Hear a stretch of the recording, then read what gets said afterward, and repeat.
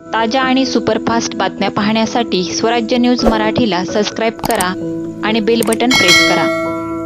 की भगवान श्रीकृष्णानं सुद्धा महाभारतामध्ये कौरवांच्या विरोधात युद्ध करत असताना, युद्धाची तयारी करत असताना अनेकदा कौरवांच्या सेनेतल्या कुठल्या योद्ध्याला पराभव करण्यासाठी कुठल्या नवीन योद्ध्याला आपल्या सेनेत घ्यायला लागेल हे भगवान श्रीकृष्णांनी सुद्धा त्यावेळी नवीन नवीन योद्ध्यांना आपल्या सोबत घेतलं होतं. त्यामुळे या निवडणुकीत सुद्धा समोरच्या मुलकांचा पराभव करण्यासाठी ज्या ज्या लोकांना आपल्या सोबत राजू पाटील घ्यायला लागेल त्या त्या लोकांना घ्यायचा प्रयत्न केला. आपण सगळ्यांनी पाहिलं की निवडणूक आपण सगळे मिळून तन मन धन शक्ती सगळी शक्तीनं आपण लढलो. खास करून उमेदवारी निघाले,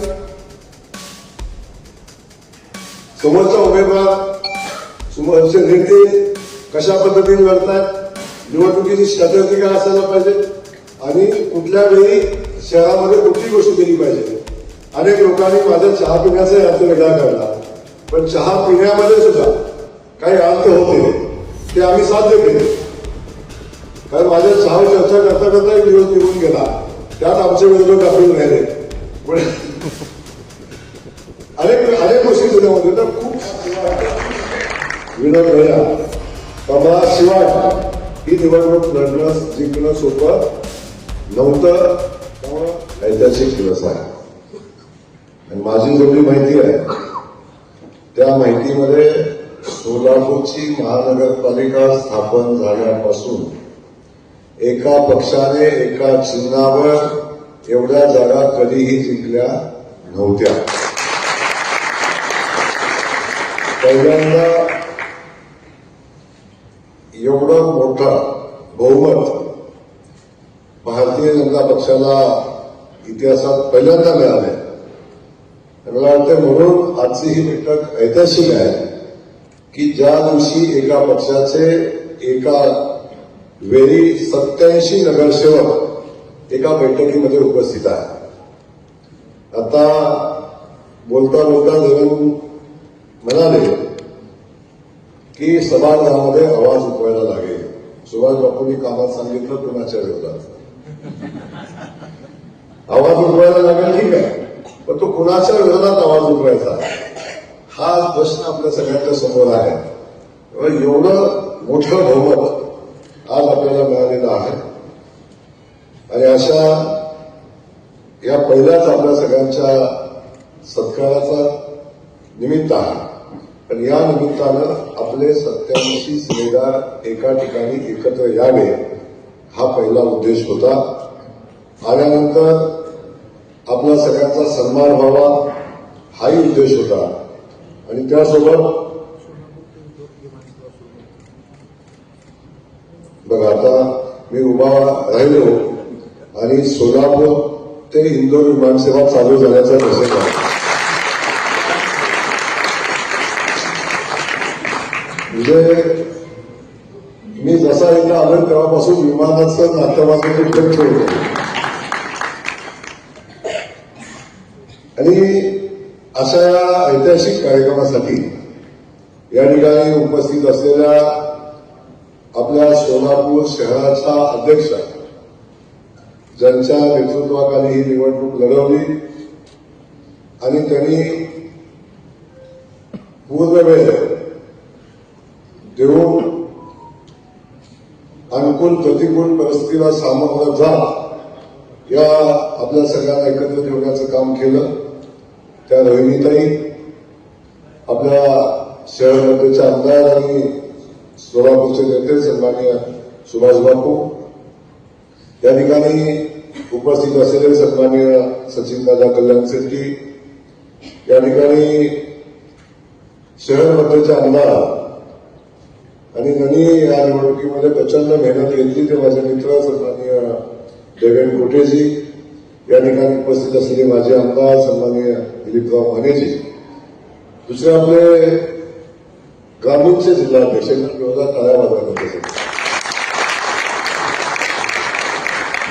पण त्यांनी या निवडणुकीमध्ये वास्तविक त्यांचा पक्ष म्हणून संबंध होता, पण व्यवस्थेमध्ये सगळ्यात मोलाचं काम तुमच्या माझ्यामध्ये आणि या व्यवस्थेमध्ये दुवा म्हणून त्यांनी काम केलं. ते सन्माननीय शशिकांतजी चव्हाण नाना, या निवडणुकीमध्ये आपल्या सगळ्यांसोबत ताकदीनं काम करत असलेले मनीष भैया, त्यासोबत सगळेच सन्माननीय स्टेजवरचे, आणि आपण या ठिकाणी उपस्थित असलेला सगळे आमच्या नगरसेवक, सगळ्या नगरसेविका, सगळे नगरसेवक, पेटा बांधलेले पेटा न बांधलेले पण सगळ्यांचं मी या ठिकाणी मनापासून स्वागत करतो. तुमच्या सगळ्यांचं या ठिकाणी मी मनापासून अभिनंदन करतो. आज आपल्याला भारतीय जनता पक्षाचा नगरसेवक म्हणून निवडून आल्याचा आनंद आहे. आणि आज आपण या ठिकाणी बसलोय नगरसेवक म्हणून, आपल्या सगळ्यांना याची जाणीव असली पाहिजे की तुम्ही भारतीय जनता पक्षाचे उमेदवार होता म्हणून आपण या ठिकाणी बसलेला आहात. तुमच्या एवढीच ताकद, तुमच्या एवढाच खर्च, तुमच्या एवढीच सगळी यंत्रणा समोरच्या पार्टीनं पण लावलेली होती. असं असताना त्यांच्यासोबत कमाल नव्हतं, तुमच्यासोबत कमाल होतं. तुमच्यासोबत मोदीजींचे आशीर्वाद होते, तुमच्यासोबत भारतीय जनता पक्षाचं या राज्याचं नेतृत्व देवेंद्र फडणवीस साहेब होते. त्यांनी या शहराला साठी केलेलं काम होतं. आपल्या शहरातल्या सगळ्याच आमदारांनी या शहराच्या विकासासाठी केलेलं काम होतं. आणि हे सगळं असताना सोलापूर शहरातल्या जनतेनं भारतीय जनता पक्षाला दिलेले आशीर्वाद हे तुमच्यासोबत होते. आणि म्हणून आज आपण एवढ्या मोठ्या संख्येनं या ठिकाणी निवडून आला. आणि मला वाटतंय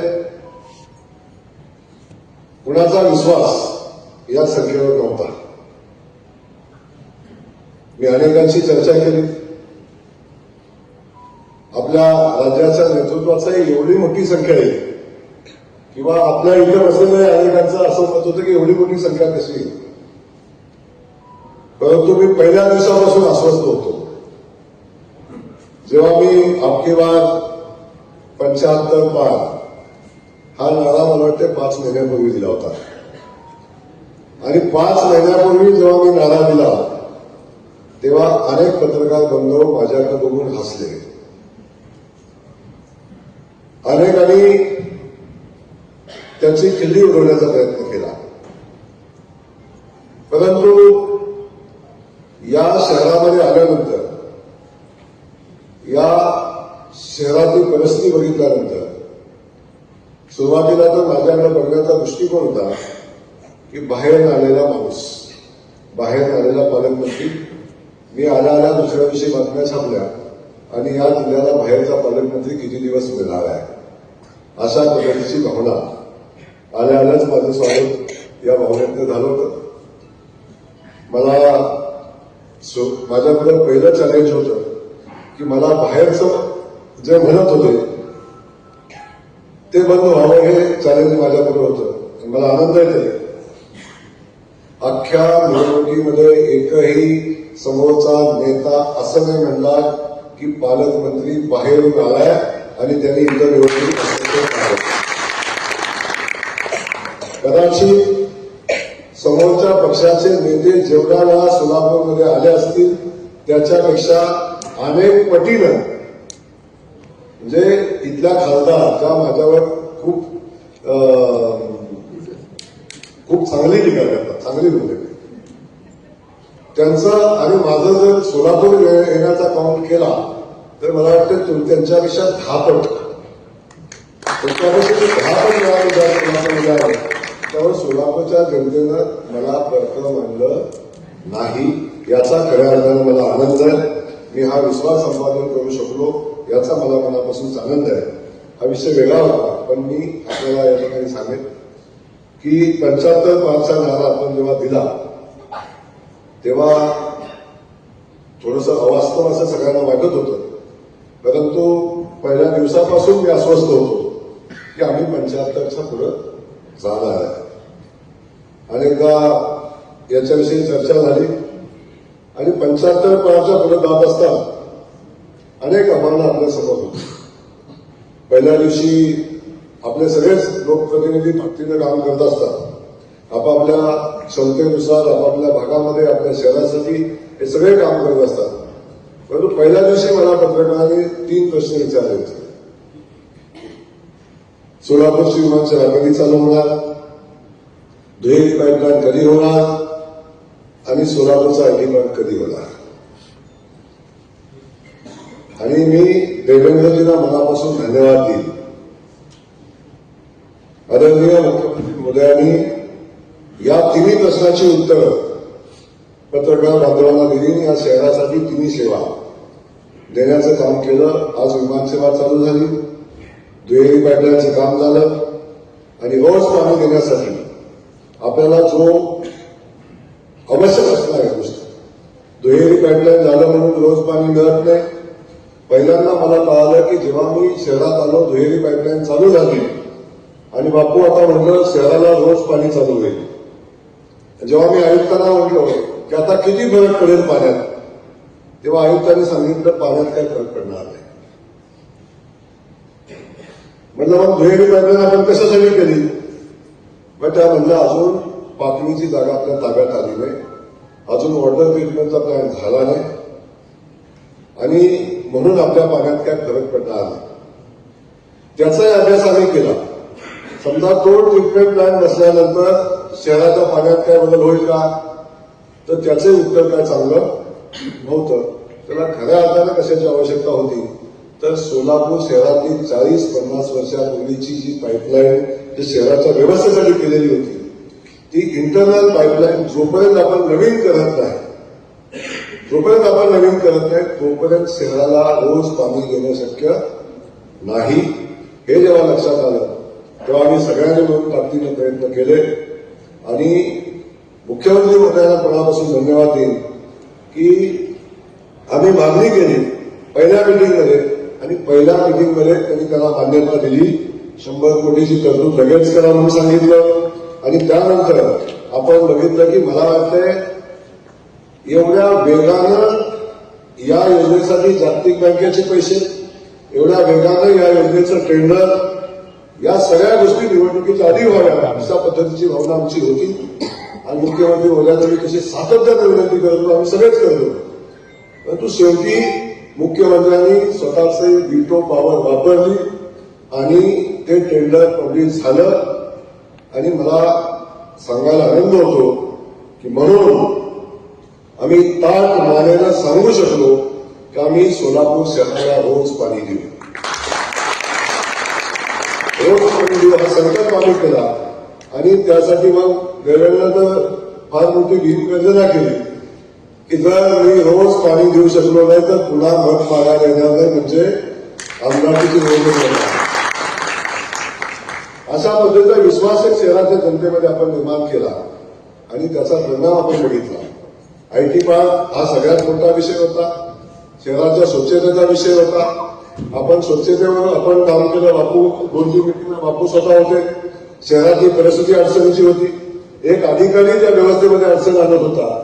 देवेंद्र म्हणला त्याची बदली कशी झाली, देवेंद्र कदाकलाची कशी बदली होते माहिती आहे का. त्यामुळं त्या अधिकाऱ्याची बदली आम्हाला शेवटी करायला लागली आणि जेव्हा तो अधिकारी आम्ही इथून घालवला तेव्हा शहराच्या स्वच्छतेमध्ये फरक पडला आणि आज स्वच्छ सोलापूर आपण बघतोय. याला कारण आहे की एक अधिकारी इथनं गेला आणि एका शहराचं स्वच्छतेचं काम वेगानं चालू झालं. मी 100% म्हणणार नाही, परंतु त्यात झालेली सुधारणा ही खूप मोठी होती. त्यामुळे स्वच्छतेचा प्रश्न काही भागात आला निवडणुकीत, परंतु पूर्ण गावामध्ये स्वच्छतेचा विषय आला, शहरामध्ये आला नाही. याला कारण ते होतं. या सगळ्या गोष्टी आपण केल्या आणि त्या दृष्टीनं पुढे भविष्यात आम्ही काय करू हे आपण सांगितलं. म्हणून खऱ्या अर्थानं आपल्या सगळ्यांना हे संपादित करता आलं. याच्यामध्ये सगळ्यात मोठा जो वाटा आहे तो खऱ्या अर्थानं राज्याचे मुख्यमंत्री आदरणीय देवेंद्र फडणवीस साहेबांचा आहे. कारण त्यांनी शहरामध्ये जेव्हा जेव्हा आले जो शब्द दिला तो शब्द पूर्ण करण्याचा त्यांनी प्रयत्न केला, हे केला आणि इथं आल्यानंतर परवा जेव्हा निवडणुकीत आले तेव्हा सुद्धा ते सांगून गेले की या सोलापूर शहरासाठी जे लागेल ते आम्ही देऊ, आणि तो माझा शब्द आहे आणि तो शब्द देऊन आपण सिद्धरामेश्वरांच्या साक्षीमध्ये शब्द देऊन गेले. आणि त्यांच्या शब्दावर शेवटी मोदीजींच्या शब्दावर देश विश्वास ठेवतो. आज ती विश्वासार्हता आदरणीय मोदीजींनी निर्माण केलेली आहे. तशाच पद्धतीनं अख्खं राज्य आपलं देवेंद्र फडणवीस साहेबांच्या शब्दावर विश्वास ठेवतं, कारण त्यांनी तो राज्यामध्ये विश्वास निर्माण केलेला आहे. हा शब्द माननीय देवेंद्रजींनी दिला, शहराला दिला, तेव्हा शहरातल्या जनतेला खात्री होती की या शहरामध्ये ही कामं माननीय मुख्यमंत्री मोदींनी शब्द दिल्यावर होतील, आणि त्याचंही खूप मोठं योगदान या निमित्तानं आहे. अनेक विषय या निमित्तानं निवडणुकीच्या अनुषंगाने होते. मी माझ्या सगळ्या सहकार्याला मनापासून धन्यवाद देईन, खास करून सचिनदादा आपल्याला धन्यवाद देईन की अशा परिस्थितीमध्ये ज्या ज्या ठिकाणी अनेकदा सचिनदादा म्हटला की माझा शहरात हस्तक्षेप नको, मला कशाला इथं हे करताय, तरी सुद्धा आग्रहानं मी ज्या ज्या ठिकाणी दादाची मदत पाहिजे होती त्या त्या ठिकाणी मदत घेतली. सातत्याने दिलेल्या ज्या ज्या गोष्टी आम्ही सांगितल्या त्या त्या गोष्टीमध्ये त्यांनी मदत करायचा प्रयत्न केला, आणि त्याचा खूप मोठा उपयोग या शहरामध्ये झाला. आदरणीय मानेसाहेब असतील त्यांचाही मनापासून धन्यवाद देईन, परंतु खास करून बापू असतील, बापू आपल्यालाही मनापासून या ठिकाणी धन्यवाद देईन. शेवटी या शहराच्या विकासामध्ये आपलं खूप मोठं योगदान आहे, आणि शहरामध्ये एक विश्वासार्हता भारतीय जनता पक्षावर निर्माण करत असताना आपण केलेलं काम हे या निमित्तानं आमच्या सगळ्यासाठी महत्वाचं काम होतं, आणि ते आपल्या रूपाने झालं. त्याचाही आम्हाला आपल्या सगळ्यांनाच या निवडणुकीमध्ये खूप मोठा फायदा झाला. अनेक लोकांनी अनेक गोष्टीची चर्चा करण्याचा प्रयत्न केला. अगदी तिकीट जाहीर झाल्यावर भारतीय जनता पक्षाची सगळी निवडणूक व्यवस्था विस्कळीत होते की काय अशा पद्धतीच्या भावना निर्माण करण्याचा प्रयत्न केला. तो या सगळ्या परिस्थितीमध्ये पुन्हा सावरून आपण पुढे जाण्याचा प्रयत्न केला, आणि त्याच्यामध्ये आपल्याला चांगलं यश आलं. आणि हे सगळं करत असताना देवेंद्र कोठेंना मी मनापासून धन्यवाद आपल्याला देईन, कारण अख्ख्या निवडणुकीमध्ये ऊर्जावान आमदार ताकदीनं, शक्तीनं आणि शहराची खडाखडा माहिती असणार, या गल्लीतला त्या बोळात काय आहे आणि इथं कुठल्या समाजाचं कुठलं गणित कसं आहे हे सांगण्याला, आणि त्या दृष्टीनं शेवटच्या टोकापर्यंत प्रत्येक उमेदवारासाठी मनापासून निवडून आणण्यासाठी प्रयत्न करणारा एक आमदार, एक सहकारी. निवडणुकीमध्ये शहरात काम केलंच असेल, परंतु मगाशी आपण देवेंद्र म्हणला की पालकमंत्र्यांनी 1 वर्षात शहराचा खूप अभ्यास केला, शहराची खूप माहिती घेतली.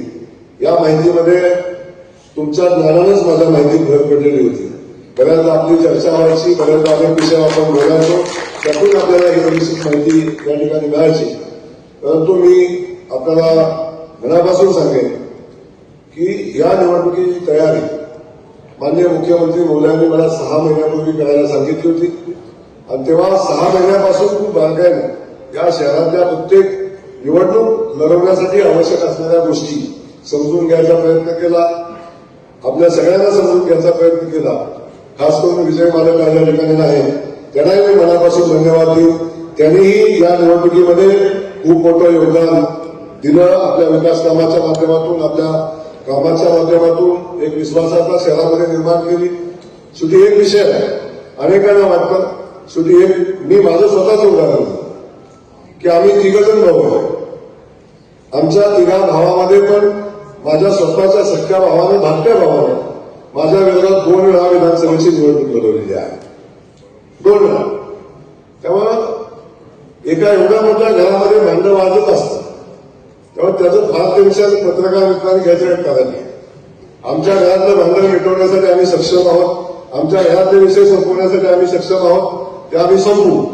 त्याच्यामध्ये कोणी शंका कुशंका घ्यायचं कारण नाही.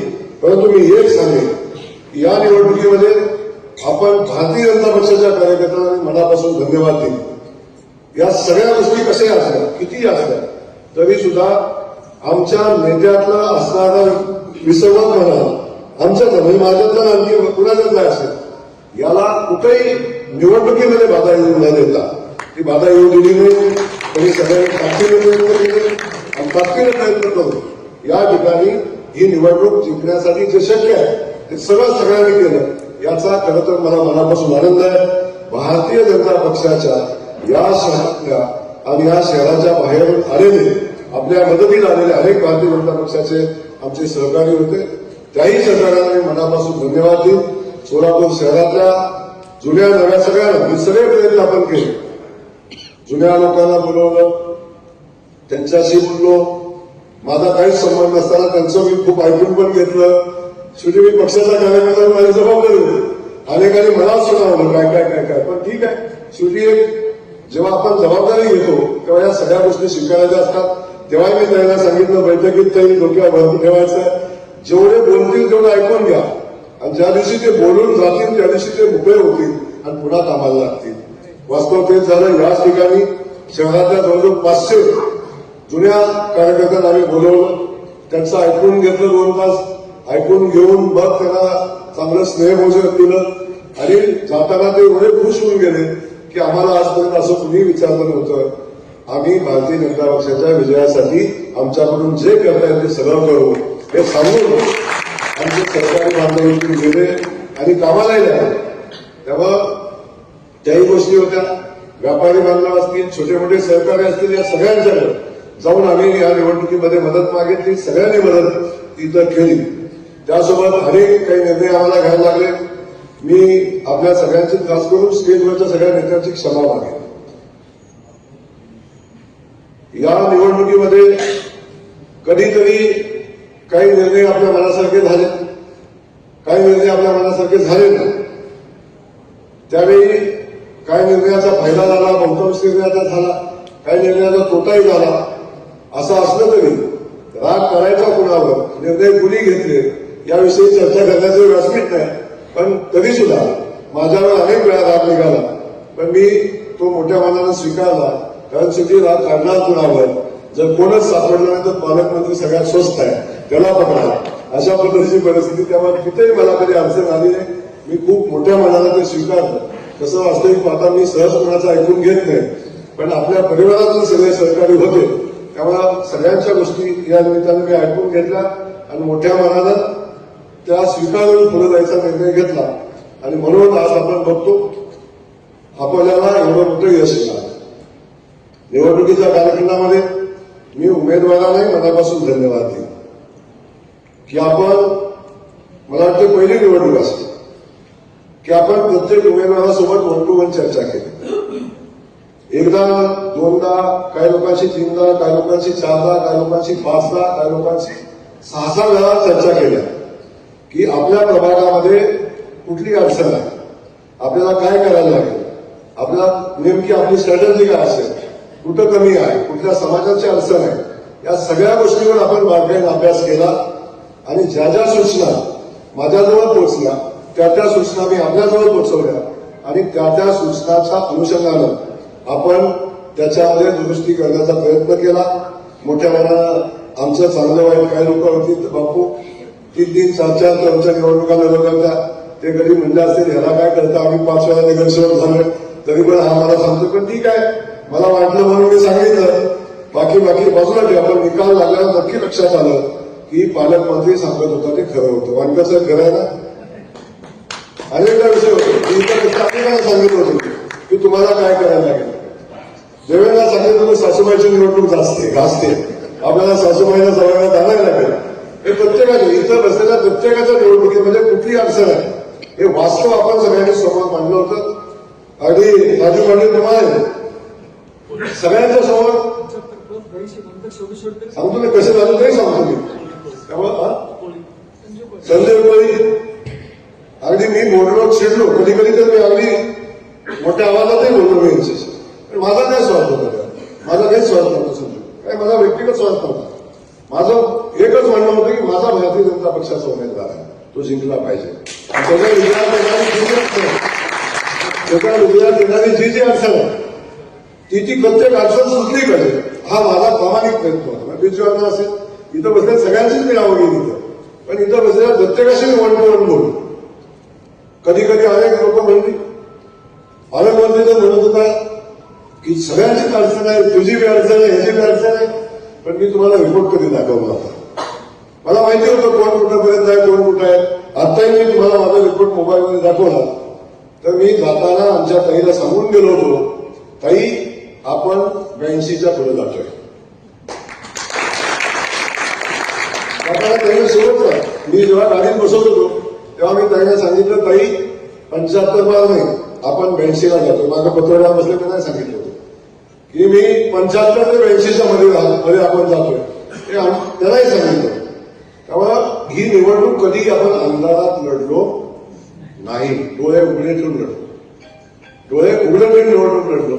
आज तुमच्या सगळ्यांच्या प्रभागात किमान 25 कार्यकर्ते माझे काम करत होते, किमान 25 कार्यकर्ते.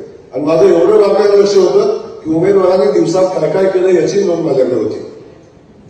उमेदवार कुठं गेलाय, कुठं फिरलाय, कुठं ऍडमिट पोहोचले, कुठल्या घरात अडचण नाही याची माहिती माझ्याकडे होती. बघायचं असेल तर तरी शशीला एकदा दाखवून घ्या ते सगळ्यांनी. तेव्हा या सगळ्या गोष्टीची बारकाईनं आपण नियोजन केलं होतं. ही निवडणूक एवढा सहज, एवढ्या मोठ्या नावावर गेलेली नाही. त्याच्यासाठी अनेक दिवसापासून आपण प्रयत्न केले होते. काही लोकांना आपण नव्यानं पक्षात घेतलं, तेव्हाही जागा झाला, राग झाला, सगळं झालं. मी तेव्हाही सांगितलं की भगवान श्रीकृष्णानं सुद्धा महाभारतामध्ये कौरवांच्या विरोधात युद्ध करत असताना, युद्धाची तयारी करत असताना अनेकदा कौरवांच्या सेनेतल्या कुठल्या योद्ध्याला पराभव करण्यासाठी कुठल्या नवीन योद्ध्याला आपल्या सेनेत घ्यायला लागेल हे भगवान श्रीकृष्णांनी सुद्धा त्यावेळी नवीन नवीन योद्ध्यांना आपल्यासोबत घेतलं होतं. त्यामुळे या निवडणुकीत सुद्धा समोरच्या लोकांचा पराभव करण्यासाठी ज्या ज्या लोकांना आपल्यासोबत राजू पाटील घ्यायला लागेल त्या त्या लोकांना घ्यायचा प्रयत्न आम्ही केला. आणि त्यात बहुतांश ठिकाणी आपण यशस्वी झालो. अगदी थोड्या ठिकाणी सोडलं तर सगळ्या ठिकाणी यशस्वी झालो. मी सगळ्या जुन्या कार्यकर्त्यांची माफी मागेन की त्यामुळे त्यांच्यावर अन्याय झाला, त्यांना त्या ठिकाणी उभं राहता आलं नाही, त्यांची मी माफी मागेन. पण एक लक्षात घ्या, त्यावेळी ती आवश्यकता होती. त्यावेळी आवश्यकता होती. मी माझ्या पातळीवर एकही निर्णय घेतला नव्हता. सगळ्यांना एवढ्यासाठी सांगतो की आता निवडणूक झालेली आहे, आता काय त्या माझ्या बोलण्याने काही फरक पडणार नाही, नुकसानही होणार नाही. त्यामुळे काही गोष्टी स्पष्टीकरण एवढ्यासाठी देतोय. यातला एकही निर्णय या राज्याचे मुख्यमंत्री आणि प्रदेशाध्यक्षांच्या कानावर घातल्याशिवाय या पालकमंत्र्यांनी घेतला नव्हता. हे या निमित्ताने मी आपल्याला सांगेन. त्यामुळं अनेक गोष्टी असतील, सगळ्या गोष्टी आता इथे सांगणं शक्य नाही, परंतु या निवडणूक जिंकण्यासाठी असंख्य लोकांचं, ज्ञात अज्ञात लोकांचं आपल्या पाठीशी पाठबळ होतं, आपल्या सगळ्या नेत्यांचं पाठबळ होतं. आपण सगळ्यांनी मिळून ताकदीने ही निवडणूक आपण लढलो. काही ठिकाणी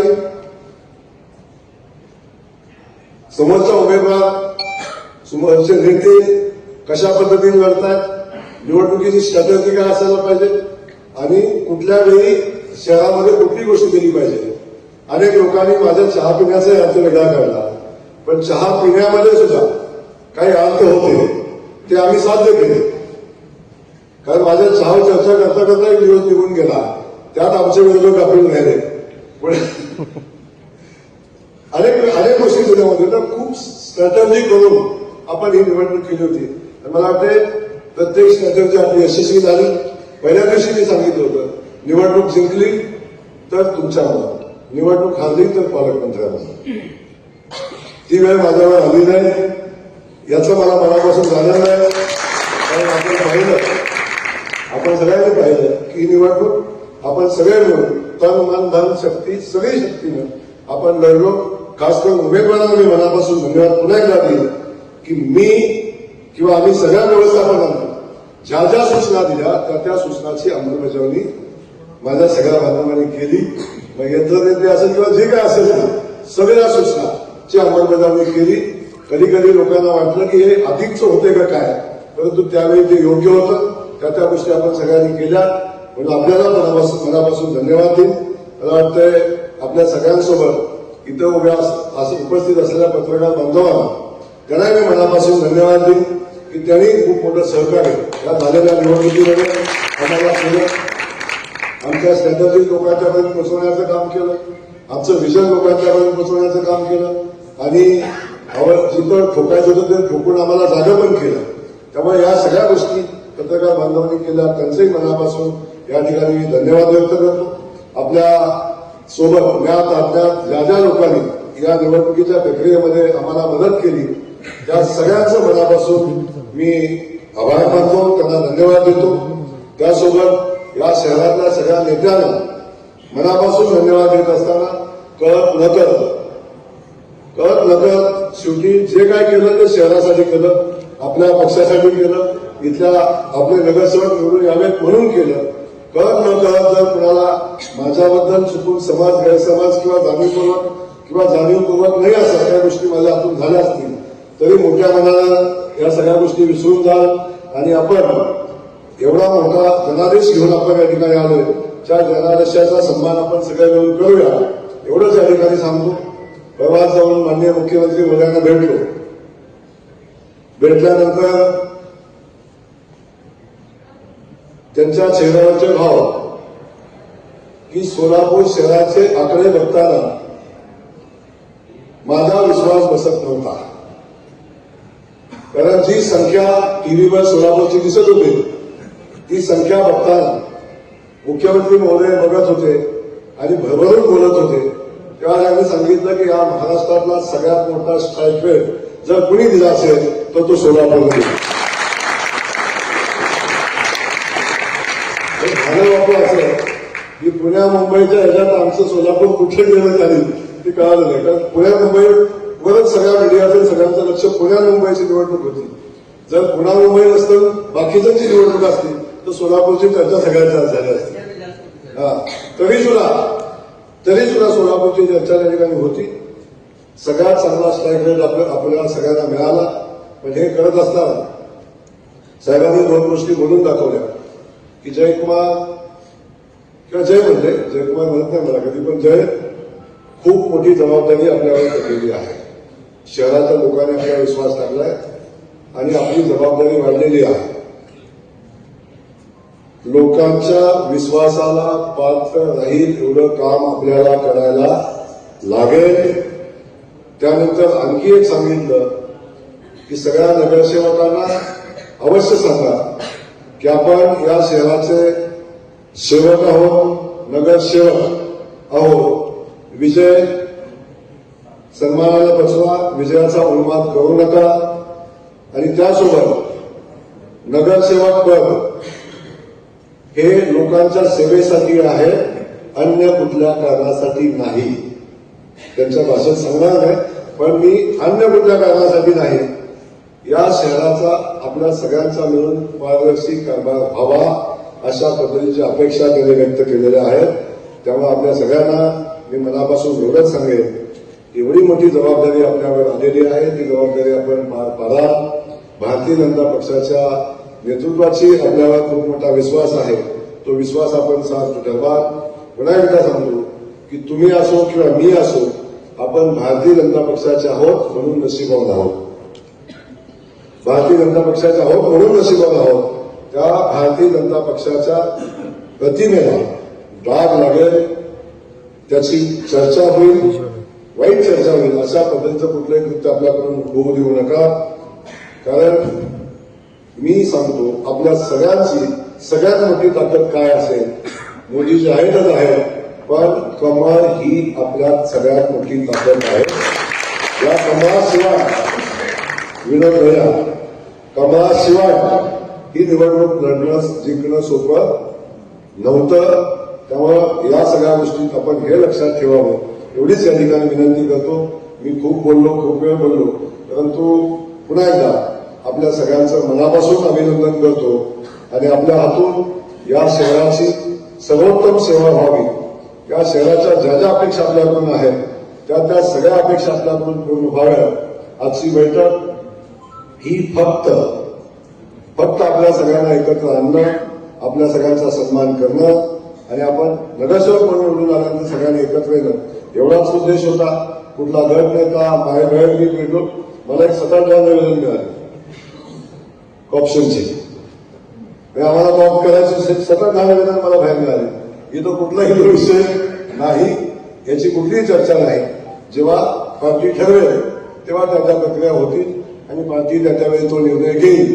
कुणीही अवास्तव कुठल्याही प्रतिक्रिया देऊ नका, कुणी कुठल्या पदाबद्दल कुठली प्रतिक्रिया देऊ नका, कुणी जाहीरपणे कुठली इच्छा व्यक्त करायचं व्यासपीठ नाही, तो तुम्हाला अधिकार नाही.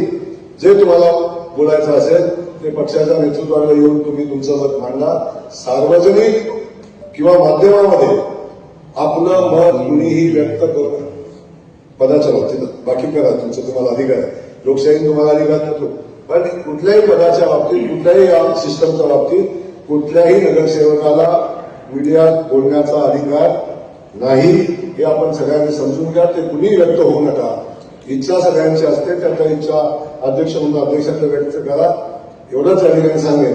आणि या निवडणुकीमध्ये मी आणखीन एक घोषणा केली होती की जो सगळ्यात जास्त लीड घेईल, ज्या प्रभागातल्या नगरसेवकाला सगळ्यात जास्त लीड मिळेल,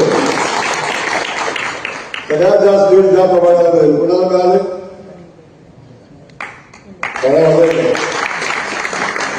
वाशिम बरेच आहेत, पण त्या प्रभागाला सगळ्यात जास्त लीड मिळाले त्या प्रभागाला मी विकास कामासाठी 10 कोटी रुपये देईन असा मी पाहणारा आहे. पण आज सांगतो बुले साहेब, कुठे गेले बुले साहेब? 10 कोटी रुपये 10 दिवसाच्या आत, 10 कोटी रुपये 10 दिवसाच्या आत त्या प्रभागासाठी जे तिथले नगरसेवक सांगतील ते काम आपण द्या. तो माझा शब्द होता, तो शब्दाची पूर्ती तातडीने आपण करा अशा पद्धतीची सूचना आहे. मी त्या बाकीचा तर देणारच आहे, काळजी करू नका. तुम्ही संजय काका पास झाले तर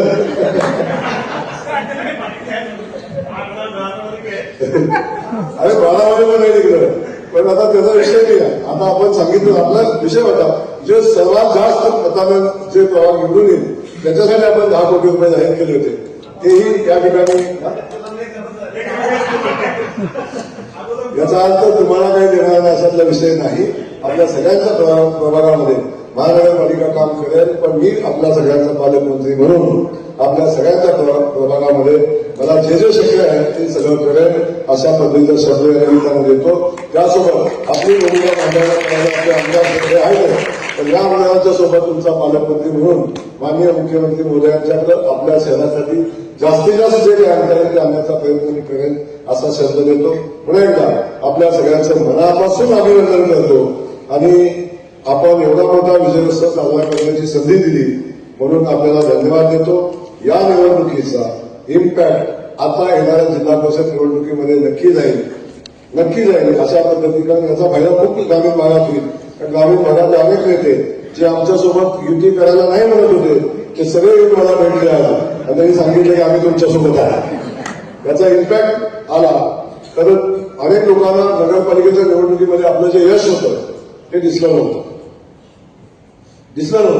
31 नगरसेवकांहून आपण 144 नगरसेवकांचे पोहोचलो. आपलं ते यश होतं आणि हे माझ्या लक्षात आलं नाही, आता येईल लक्षात त्यांच्या. त्यामुळं आज आम्ही आमची एवढी मोठी ताकद तयार केलेली आहे हे या निमित्तानं सांगेन. पुन्हा एकदा आपल्याला मनापासून धन्यवाद. आपल्या सगळ्यांचा सत्कार या ठिकाणी होणार आहे. बापू सत्काराला किती उशीर लागेल मगाचपासून नंतर माझंच पासून जास्त वेळ चालू, पण आपल्या सगळ्यांचा या ठिकाणी सत्कार होणार आहे. ज्याचं नाव घेतोय त्याचा सत्कार होईल, पण शेवटचा सत्कार झाल्याशिवाय कुणी इथून जायचं नाही. प्रत्येकाचा सत्कार झाल्यानंतर आपण इथून जायचंय आणि मग तुमच्यासोबत आज पहिल्यांदा स्नेहभोजन आम्ही सगळे करणार आहोत. तुमच्यासोबत बापूसोबत सगळे मिळून आपण स्नेहभोजन करायचं. सचिन दादा किती वेळ गडबड असेल ते थांबायचं, त्यांचं अक्षर आहे तिकडे.